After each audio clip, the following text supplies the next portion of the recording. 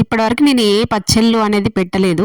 పెడితే చూసేదాన్నే కానీ ఎప్పుడూ పెట్టలేదు. మా మమ్మీ పెడితే కూడా చూసాను కానీ అక్కడింత అక్కడింత చూసేదాన్ని. ఫస్ట్ టైం నేనైతే ఈరోజు టమాటా పచ్చడి చేయబోతున్నాను.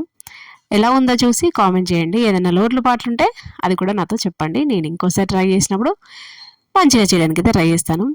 ఫస్ట్ అయితే నేను 1½ కేజీ టమాటా తీసుకొని ఒక నిమ్మకాయ అంత సైజులో చింతపండు కూడా తీసుకున్నాను. ఇవన్నీ నేనైతే మా మమ్మీ చెప్పింది.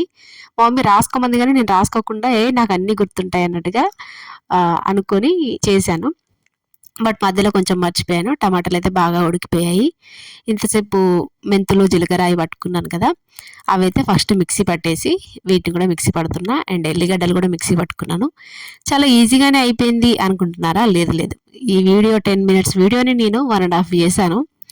ఇంకా అన్నీ మిక్సీ పట్టుకొని పక్కకైతే పెట్టేసుకున్నా. ఇప్పుడంతే పోపు వేసుకుంటున్నా. మనం పోపులో దీంట్లో పల్లీలు వేసుకోవచ్చు, శనగపప్పు ఉన్న శనగపప్పు వేసుకోవచ్చు. ఇక్కడ ఉప్పు కారం దగ్గర అయితే నేను 1½ కేజీ టమాటా తీసుకున్నాను. చిన్న టీ గ్లాస్ ఉంటుంది కదా, టీ గ్లాస్ మందం కారం అయితే వేసుకున్నాను. అండ్ అదే కప్పుతోని మనం ఎంత కారం తీసుకుంటే అంత ఉప్పు తీసుకోవాలంట. మా మమ్మీ చెప్పింది ఇదైతే.